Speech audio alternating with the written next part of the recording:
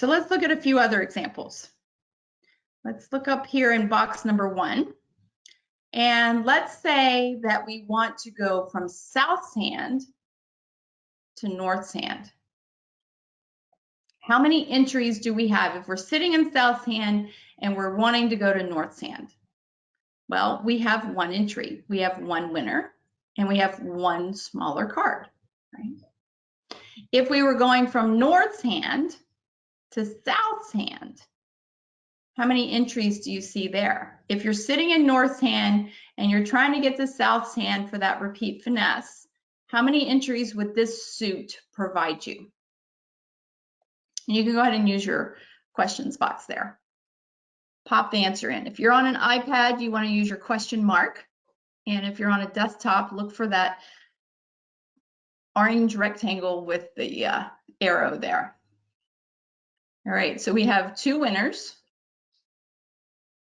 And we have 2 lower cards, right? The 4 and the 7. We could actually use the queen to the king as an entry, but now we're eating up tricks. Okay, so we have to be careful that we don't what we call crocodile tricks by playing them underneath each other. So I would count 2 entries from north to south.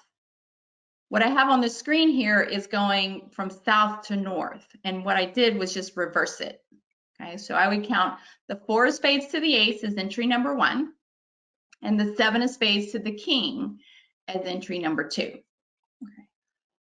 Yes, there are 3 tricks here, but what I look at these suits as is my transportation suit, right? Each suit generally has some kind of position in the hand, right? We have our working suit. We've been working on finding our working suit and identifying the techniques. We have our trump suit. And sometimes that trump suit is our working suit. But the trump suit is there for control and for transportation. A lot of times your trump suit is actually your transportation suit. And then you have side suits like we're looking at here in box number 1, where yes, you have 3 tricks, but I want you to start seeing more in that suit and seeing it as a transportation suit instead of just oh, I can cash the ace, king, queen, boom, right? Note that you've got entry transportation in this suit and hold it off to the side as you're looking for your working suit. All right, let's look at box number 2. Let's say this is the trump suit, spades or trump. And we're trying to go from south to north, right? Well, looks to me like we just have 1 entry, right? That 9 of spades is an entry, it's a winner. And we have a little card in the opposite hand. So we could leave the 3 of spades to the 9 of spades as 1 entry. What if we were going from north to south? How many entries would we have in the suit? If we were sitting in North's hand and we were trying to get to South's hand, maybe to do that repeat finesse, right? How many entries would we have going from north to south?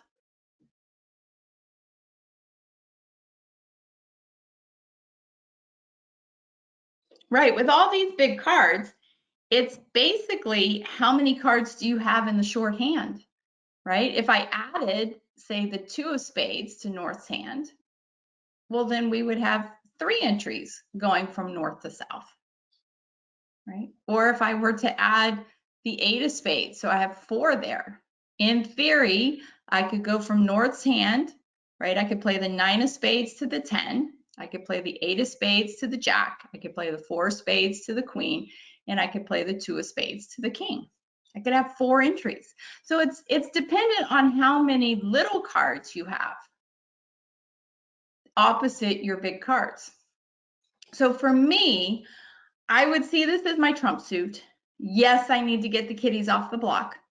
But if I need to get to North's hand to take a finesse, it may be that I don't want to cash the ace of spades and the king of spades and take my 9 and 4 out.